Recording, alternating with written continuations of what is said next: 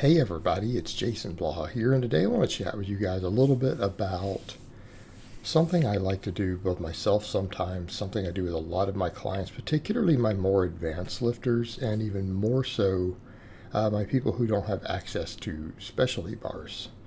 All right, and as you guys know, most of my clients run conjugate, and something that I've found to be very valuable both to prevent overuse as well as to get better overall muscular development is that on our different exercises, we will rotate around grips, grip widths, as well as stance widths. And oftentimes we can put the focus more on where we are missing, where we're weakest. And the thing that we need to remember is that we know that varying angles and varying training stimulus can cause more overall hypertrophy.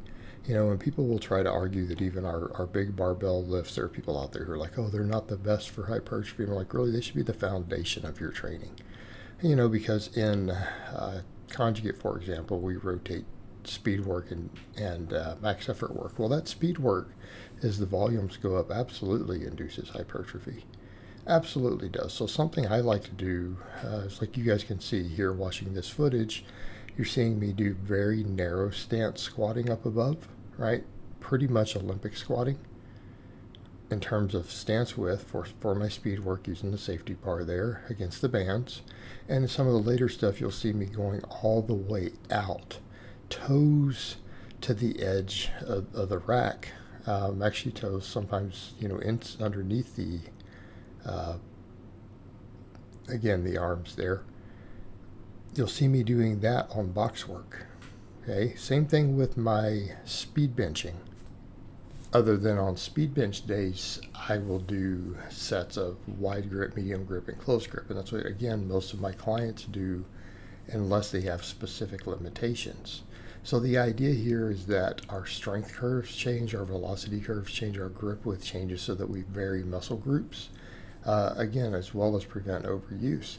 But if you look at speed benching, for example, speed benching is going to cause some hypertrophy.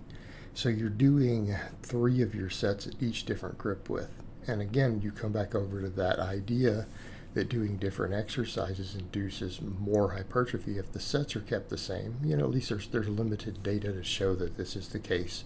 And it's not a big difference, but it is statistically significant. So by doing that alone, we're potentially giving ourselves more overall hypertrophy there. Same thing on the deadlifts. A lot of my lifters rotate waves of sumo and conventional. And I've made other videos on that, on how rotating those things can help avoid overuse, because again, we shift the focus back and forth between how much is hitting the lumbar versus how much is hitting the hips. And so by in doing that, we get more complete development of the lower body, right? Because our speed pulls do cause some hypertrophy, as well as varying things from an overuse perspective. And so we can run those things in waves, right? We can vary this stuff. And I think the deadlifts bring more to the table than the squats for this, just because of the potential for overuse. That's one of your biggest things that you can vary. All right, and the same stuff can be looked at when it comes to any sort of hypertrophy work we're doing. All right, you can look at your benching, and if you have a lifter, who only has one barbell, what can they do with that for their benching? Well, they can run different grips for their sets of 10, their hypertrophy volume. We can change the grips around. And we can also change those based upon where they are weakest, right? We can change it based upon where they're weakest. If we need more pectoral, and we're seeing we need a little more pectoral, maybe the mid-range, we can do almost entirely, pinkies on the ring benching, or wherever you get perfect stacking of the wrists. Okay, we can do that. If their lockout's a little weak, or we can tell they just want more tricep, we want a tricep specialization phase, we can switch that to close grip, right? And then by doing this, we're changing our overuse around. They can also go to a floor press, all right? We could do that also. And of course, we can change different specialty bars. We change specialty bars around. We can do the same thing for our max effort work. Do the same thing for max effort work. We can change stance for people who have only one bar. We can do wide stance squats. We can do Olympic style squats. We can do the same thing on a box. A box work, we can change our stance if we have to. Change that stance around. What about good mornings? Oh yeah, there's a big one. All right, how do we vary our good mornings with only one barbell? Or let's say you only want to use the safety bar for them. Let's say you prefer that to the straight bar for obvious reasons. Again, just easier on the shoulders.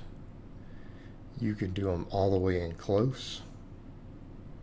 All right, you can go all the way in close, which is actually my preferred good morning personally. That's like for me the default one, where it looks like an Olympic squat, shoulder width, toes forward. Or you can take it all the way out like a power squat. Again, shifting the focus to the hips. Right? We're shifting focus to the hips. Okay, so we're seeing how we can do that on a good morning because these are staples. They're staple movements. What about your rowing? Again, the same thing. Obviously, when we do any sort of row with the barbell, whether it's a barbell row, bent over row, inverted rows, I'm a big fan of the inverted rows. That grip width matters. It affects the emphasis of the muscles. We go higher up the upper back and slightly bias away from the middle the wider we go, and vice versa the other way. Now, obviously, the lats, traps, rhomboids, posterior delts, all these things are always going to get worked on any sort of row as primary movers. They're all going to grow. But again, we can vary that stimulus, and we can vary that stimulus for the purpose of hypertrophy, as well as for the purpose of overuse. So that again, we keep things like healthier shoulders. All right, so I've given you guys a lot of examples here of how with limited equipment we can vary these stances. On lower body lifts, we can vary the grip width on upper body lifts. And it allows us to turn each of these into new exercises. Okay, it's an option we have on the table.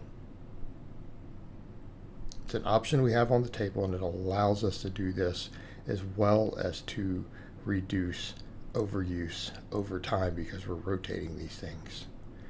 All right, guys, but that's really all I have to say on that today.